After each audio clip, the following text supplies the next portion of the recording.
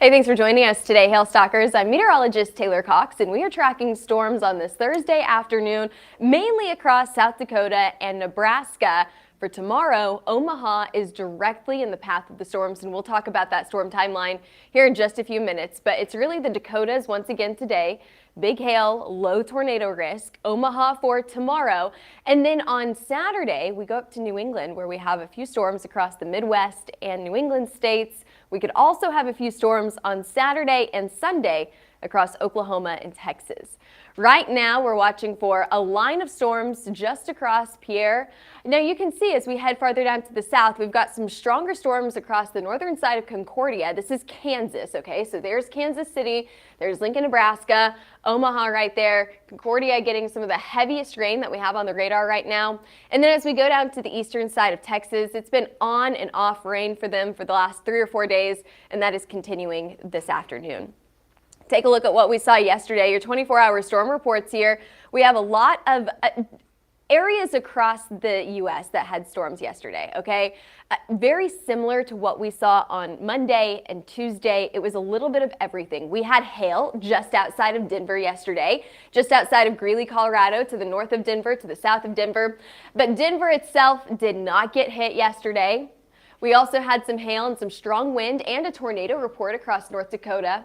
This was the area of biggest concern, but we did have showers and storms across Nebraska, Kansas, Oklahoma, and even Texas. So despite there being a very clear area of concern, we had storms just about everywhere across the plains. Now, why do we have these very odd moving storms this time of the year? We've had that on Monday, Tuesday, Wednesday, and now probably today as well. To answer that question, I'm going to bring in meteorologist Martin Lauermore.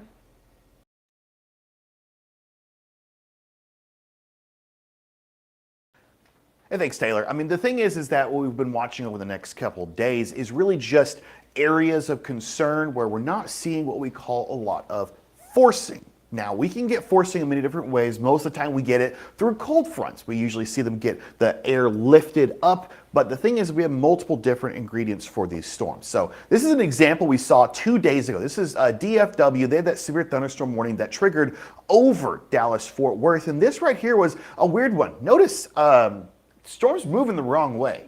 Why are they going west? Well, these storms right here were more than likely actually triggered by the city itself through a heat island effect. It was very hot this day, and that is what caused that forcing. There was already all different kinds of ingredients with this storm as we got into that day. So we talk about 4 ingredients for those storms. Moisture, dew points were sitting in the 70s that day, perfectly checked off that marker. So again, we move on to our second one. Those storms, they need this moisture to really tap into that energy. Shear, we did have it. If you actually saw, I'm going to go back here real quick so you can actually see. Well, that's a little too far. There we go. So notice we have the overall movement of the storms, and we had a northerly vector for these winds. So you had your north wind up higher, we had our west wind moving in this direction. That gives us that shear. So we had the second ingredient already taken care of. We had moisture, we had that shear, we also had plenty of heat. Like I said, it was very hot that day. Now the thing is we didn't actually have forcing in the classic sense. Forcing is that upward initial momentum. The reason we got that forcing was through the heat island effect. You can get forcing in many different ways. You can get it through what we call a mesolow, which is basically just a small little pocket about the size of maybe a city, maybe half the size of a state of an area of low pressure. That can provide an initial little just kickstart to get those storms to move upwards, and then after that, that heat will allow that to pretty much take over from there. Now, of course, we usually see our forcing when it comes to terms of the cold front. Now, cold fronts, basically, they act like a wedge as they push the warmer air up. You have that colder air underneath, and that's what really causes those storms to fire upwards. You get that warm air to move up, and that causes those warm air parcels, we call them, to condensate, turn into clouds, and that's how you get those storms inside that cold front. So that's normally a more classic sense, but the reason why these storms are so weird if we're not seeing this cold front right here is because we've essentially derailed the train. We don't have any you can really think of it as being pretty much on a train. If we're off of those tracks, we don't know where we're going at this point. So we can get these storms that do look a little bit funkier, moving, maybe over from the east to the west, which is not really a classic sense. Usually zonal flow is west to east, which is generally what we see those storms rolling as. So again, we're not going to be seeing any large scale forcing other than that cold front that is going to be moving over the Dakotas for today and moving its way into the central plains. But beyond that, we're going to get back to Taylor talking more about that forecast and what you can be expecting with more of these pretty weird storms.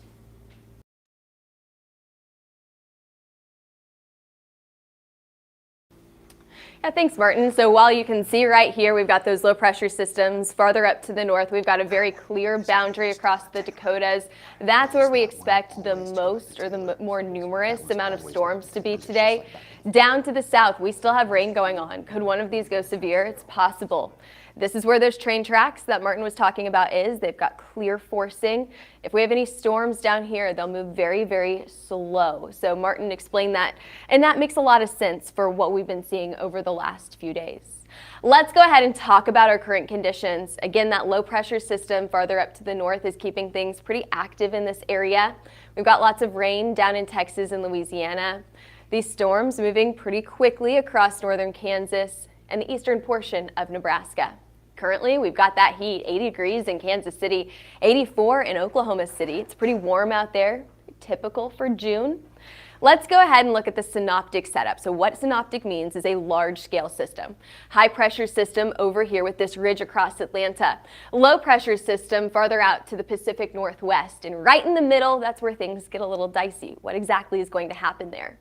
So let's talk about it. Here's your severe weather risk for today. Near that low pressure system, all right? We've got a level 2 risk right there highlighted in yellow, another level 2 risk for tomorrow. I was talking about Omaha right in the middle of this risk for Friday. On Saturday, we have 2 areas to watch for, one across Montana and North Dakota, another across our New England states. So that's something to watch for your weekend, during your weekend. And then Sunday, we've got another up to North Dakota. Now, these are the areas that we're concerned about right now. However, could we see a pop-up storm or two down in Oklahoma? I think that's absolutely possible. If you go back and if you look at our future jet stream, you can see this little low pressure system that's trying to work its way into western Oklahoma, into the panhandle of Texas on Saturday, but it looks to strengthen as we head into Sunday. So that could bring us more active wet weather across the plains, the southern plains, and bring that severe weather back down to the south as we head into the later portion of the weekend or even next week. But I'm getting ahead of myself. Let's stick with today first. Today, we have a level 2 flash flood threat across the Dakotas and Iowa and Nebraska. Another level 2 flood threat across Iowa tomorrow. Today, your wind forecast, greatest place to see some strong wind with these storms is anywhere from Rapid City to Valentine, Nebraska, into Sioux Falls. And then we've got a very low chance for storms across Kansas, including Wichita, Salina, and Topeka. So it's kind of 2 areas to watch for today. We'll start with that first area in South Dakota, so Rapid City right here. You can see that we've got a level 1 tornado risk, level 1 tornado risk for Salina and Topeka, just north of Kansas City, including St. Joe, and Omaha, Nebraska, included in that risk as well. Now, I will outline for you, here's what you're going to see from your significant hail model. A much better risk for large hail with this first area of concern, lower risk for large hail across Omaha and Kansas. Low hail chance, level 1 tornado risk, high risk for hail, level 1 tornado risk. Okay, let's go through this here. Let's first look at that hail risk. Ooh, okay, we've got some reds, some oranges on the board here. That could signify some really decent hail sizes up to the size of a baseball. Right now, we're watching for that line of storms across southern Nebraska and northern Kansas, but we're going to see later on this afternoon more isolated discrete cells form right near Rapid City. That, I think, will be the highest risk for severe storms today. We're talking about those discrete supercells. If they can stay isolated, if they can stay discrete. Ooh, Rapid City right there, 4 o'clock this afternoon. That's whenever we see that severe weather, significant severe weather. We can see that tornado risk as well as that large hail risk. Later on tonight, we transfer into that wind risk as these kind of congeal into a long line of storms. Storms become more numerous across the state. Before we move on from what we see today, do we have any weather questions about these areas? What about Virginia and Pennsylvania? Okay, we'll definitely get to that whenever we talk about storms on Saturday. Anything for Thursday? We're all good. Okay, so let's stick with Thursday just for the moment. I do have Saturday in the forecast. Baseball size hail for the largest hail size today. Where would we expect that? Again, I kind of pointed out two areas for you. This area over here, that northwestern area across South Dakota and Nebraska, there's your hail risk. Still a tornado risk down near Topeka, very low hail risk, okay? Said that once, I'll probably say it again in this forecast. Rapid City, Valentine, with that largest risk for large hail today, up to baseball size hail this afternoon. Moving on, let's talk about your timeline here. I kind of already said earlier 4 o'clock for Rapid City, so we're going to go about 3 to 5 o'clock for storm initiation across the western portion of South Dakota. Storms will continue to track to the east, slowly clearing us from that severe weather risk through the evening hours. Still, through the overnight hours tonight, central to eastern South Dakota will have a severe weather risk, and then a flooding risk after that as storms continue into the morning hours. If we take a look at your timeline for places like Wichita and Kansas City, it's a low severe weather risk, but still with this amount of storms, we don't have that forcing, as Martin was talking about earlier. We could see an isolated severe risk or severe storm or two. For the most part, most of these storms will stay non-severe. The biggest threats here is going to be small hail and 60-mile-per-hour wind gusts with an isolated tornado threat. As we head into the overnight hours, it may be a wet commute for some as this long line of storms continues to track to the east by early tomorrow morning. And we've already gotten a ton of rain across this area. We appreciate the rain for this time of the year. It cools us down a little bit, but too much of a good thing turns into a bad thing. We have a level 2 scattered flash flood risk across the northern portion of Kansas all the way up into Nebraska and Iowa for today, Iowa for tomorrow. So let's get into tomorrow. We're still watching for this little short wave that's moving through the area. This is going to cause problems for tomorrow. I'm going to fast forward here. There you go. Here's your hail risk for tomorrow. This is Friday. I know it says Thursday up there. It's actually Friday. So storms on Friday, Lincoln, Nebraska, Omaha included in here. I would put Omaha at this level 2, this moderate risk here. Des Moines also included in that level 2, that moderate risk for large hail. Once again, largest hail size for tomorrow includes that baseball size hail. I think you could absolutely see baseball size hail tomorrow. Who thinks that we could maybe get baseball size hail in Omaha tomorrow? You guys are right in the middle of the risk. We could also see some strong wind across this area, and we have a level 1 tornado threat too. This is just outside of Omaha, includes Lincoln, Nebraska. It's in the southeastern portion of Nebraska. Now let's talk about Saturday. Okay, someone asked about Virginia and Pennsylvania, right? Let's take a look at that hail risk for Saturday across Virginia and Pennsylvania. Especially the northern side of Pennsylvania will be in that hail risk. I've got you guys in a small hail risk, okay, so like small hail, quarter size to $half size hail. This is probably one of the more impressive risks that you guys have seen in a while. I mean, it's been really warm in this area, right? It's been pretty quiet in terms of severe weather. All across the Midwest, it's been quiet. So you guys are finally starting to see some of that active wet weather. I think that you're going to see a better chance for larger hail in Indiana and in Ohio. Again, this is your wind forecast on Saturday, so let's talk about wind. Glasgow all the way down to Glendive has a chance for, and actually a pretty good chance for large hail in that area. That's Montana and North Dakota. And then as we see storms move to the east, on Saturday, it may not be a great hail forecast over here, but it's going to be a really good chance for wind. So we have that level 2 wind forecast for Pittsburgh, and then really I would expand this yellow, this moderate level 2, all the way across Pennsylvania. So there's your 3 risks, right? Today, tomorrow, there's Friday. Friday includes Chicago, by the way, mainly a wind risk in Chicago. Tornado risk will be out in Nebraska. There's Saturday. What about Sunday? So Sunday is whenever we can start bringing Oklahoma and Texas into the mix. And I really think It's more like north central Texas, including DFW, to eastern Oklahoma. But here's the thing.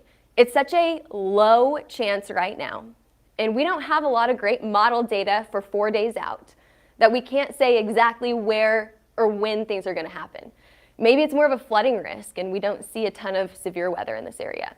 It's possible, but I will tell you that things are starting to change. This very awkward pattern where we've had most of our storms up to the north and just a few little scattered storms down to the south across Oklahoma, Texas, Colorado, and Kansas, that pattern that we've seen this week is about to change as we head into next week.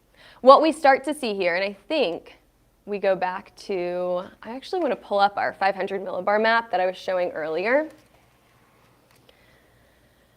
because it shows how this pattern is going to remove that low pressure system from the north, and it's going to start to bring down a trough right into the center of the U.S. And I don't know if this graph goes out this far, but basically what we're going to see is this trough that's on the west coast. It's going to move more into the center portion of the U.S. You can kind of start to see that pattern happening on Monday, but it really amplifies on Tuesday and Wednesday. This is what's going to help to bring us more severe weather by the middle to end of next week. Here we are next Thursday. There's that nice trough as it continues to push to the east. That's going to bring us more typical spring-like weather into this area. And I know it's not even spring, it's June, but I do think it'll be a spring-like setup next week. All right, moving on to temperatures, unless we have any questions. John says we're all good. Great, well, thanks for joining us today. I do want to mention that we're on a warming trend. We're going to see those temperatures continue to warm up through the weekend and into the early portion of next week. What about into the middle of June? Right now we're looking at June 9th through the 13th. This warming trend continues. And we've got some wet weather moving in. This is a very common trend that we've seen this June. The first 2 weeks have been above average in terms of rainfall, and it looks like we're going to continue that pattern as we head into the middle of the month. And there's your forecast. Thanks for joining us today. I'm meteorologist Taylor Cox, and as always, if you're watching on TikTok or the vertical version on YouTube, head over to our YouTube or Facebook pages to see the full version. And everyone else, follow us on Twitter, Facebook, Instagram, YouTube, and TikTok, or give us a call at 855-334-4245 or email us at info@hailtrace.com. We have hail, wind, and tornado maps mapped back 15 years ago. We're on our 16th year here at HailTrace, so head over to hailtrace.com for more information on that. Thanks for joining us today. We'll see you back here for your forecast, same time, same place tomorrow.